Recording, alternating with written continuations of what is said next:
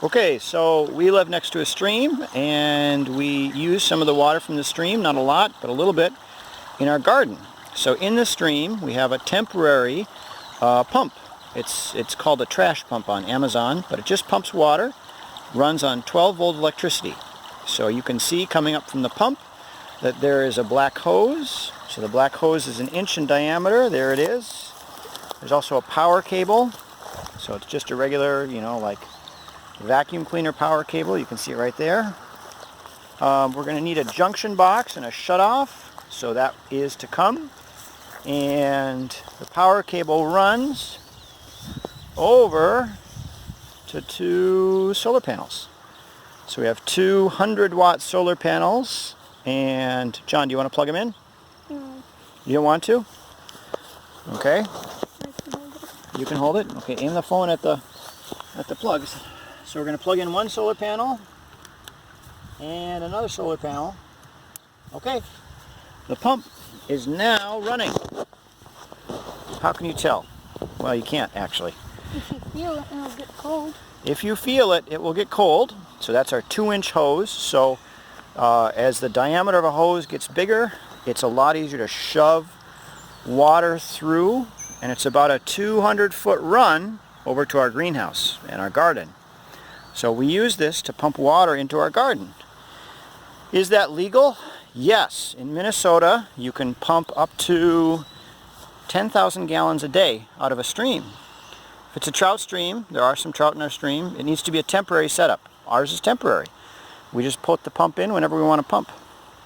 So we've got the 1-inch hose running into, so this is 2-inch PVC, and you have to spend a while at Menards getting the right fittings. So we have bayonet fittings that thread into PVC. Then this is a check valve, so water goes up, but water will not come back down.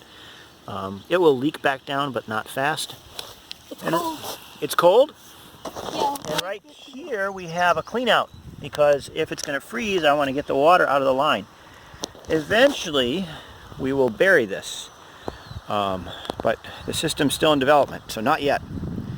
Alright, in the second part we will show the manifold. Okay, I forgot to mention, so we have 200-watt panels. They will not be permanently laid on the ground on a cinder block.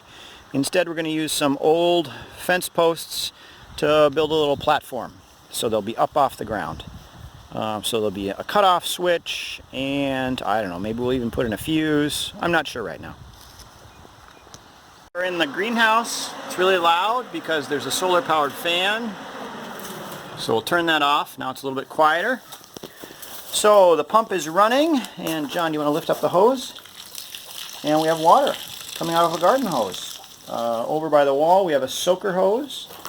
So you can see the soaker hose is soaking. I don't know what the right verb is, sweating. And over here we have a third hose.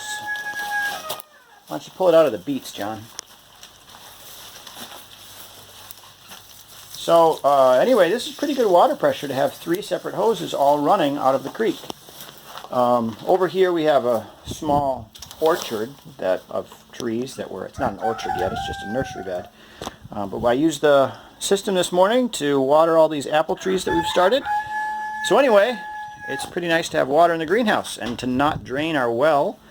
So we have a regular well that we drink out of, and we use grid electricity to power that well, and it draws from an aquifer that's like 150 feet below our house. So there's no reason to use that perfectly good water to water your greenhouse. I'd rather use creek water, which you can't drink because of the cows upstream. So we'll walk over. John, you want to get the door? We'll walk over, follow the hoses through the garden to the manifold where all the hoses, do you want to get that jar? To the manifold where all the hoses are. So you can tell that our garden is weedy. So over here we have a manifold and a giant poly tank. So the poly tank has a valve. The original idea was that the water would fill up this tank and then we just run the valve whenever we wanted to. But the the valves aren't durable, so this one broke on the bottom, so it leaks. So maybe someday on Amazon we'll find the right valve and we'll have a water tower and a pumping system. So here's that black hose that comes up from the creek. So over there is where we were. You can just see the solar panel in the distance. So there's a black hose, and the black hose comes, again, into PVC pipe. So there's PVC pipe, there's a little bayonet fitting, and then we've got metal pipe and another check valve. So right now we actually have this plumbed in backwards. The water from the creek is actually supposed to come in from that side, go through the check valve, and then be distributed through this hose manifold, which you can see now. So the hose manifold is 2-inch metal pipe, and then whenever you're plumbing stuff you want to try and split the loads. So you can see the water comes up, goes left, goes right, and then when it goes left it goes into 3 hose bibs, hose T's, hose shut-off valves, I don't know what to call them, and then it's symmetric on the other side. So right now we're running 3 hoses. Dad, do you want me to turn one of those on? Yeah, let's do that. So if we turn one of them on, you can see we get pretty good water pressure from one. Open that all the way, John. And the surprising thing about this solar pump, why don't you open another one, John, is that the flow is pretty much load independent. So it doesn't really matter how many of these valves we open. We get about the same flow out of each one. It's crazy. Why don't you open another one, John? Let's just see. And so I thought that a 12-volt, little pump would really not be powerful enough to run all the faucets at once, but it does. Look at that. We got 6 hoses, and they're all sending water out at once with a pretty good flow rate. All right, last thing, John, let's measure the flow rate. So let's take that jar. John's got a jar. You're going to take that jar and let's just put it underneath one of those hoses and see how long it takes to fill up.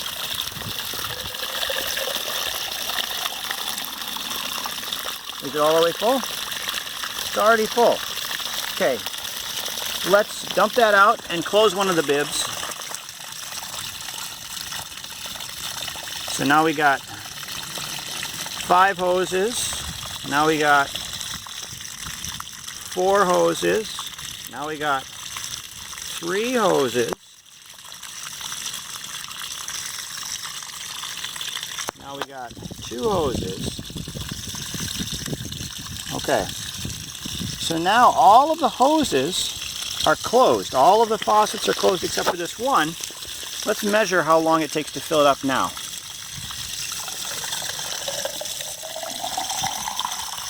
So it feels a little bit faster, but it sounds about the same with one hose bib open versus all of the hose bibs open. So initially I bought a pump that was 24 volt and had a lot bigger lift, but it turns out that that is really not necessary. A simple 12 volt pump can irrigate your garden and your greenhouse with no problem. I should note it's 1 o'clock in the afternoon, so this is the best sun we'll have all day. And what else? And we only have sun like this that's this good from maybe 10 a.m. until 5 p.m. So it's not a 24-hour solution, but it's certainly enough for us to water our garden.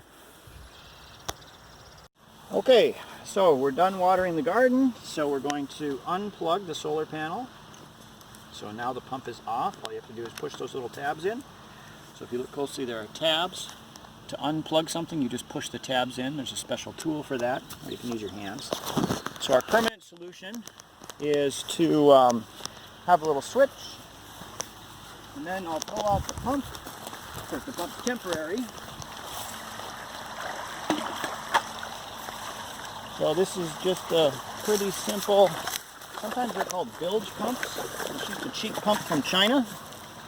I got it off of Amazon, and they will rust if you leave them in the water forever. So we just have a simple hose clamp, 1-inch hose to grab the fitting.